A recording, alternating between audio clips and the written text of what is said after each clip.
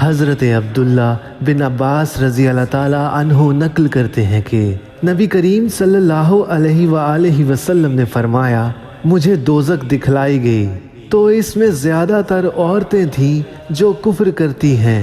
عرض کیا گیا، یا رسول اللہ، کیا وہ اللہ کا کفر کرتی ہیں؟ آپ صلی اللہ علیہ وآلہ وسلم نے فرمایا، نہیں، بلکہ وہ خاوند کی ناشکری کرتی ہیں اور احسان کی ناشکری کرتی ہیں۔ اگر تم عمر بھر ان میں سے کسی عورت کے ساتھ احسان کرتے رہو، پھر تمہاری طرف سے کبھی کوئی ان کے خیال میں ناگواری کی بات ہو جائے تو فوراً کہہ اٹھے گی کہ میں نے تو کبھی بھی تجھ سے کوئی بھلائی نہیں دیکھی۔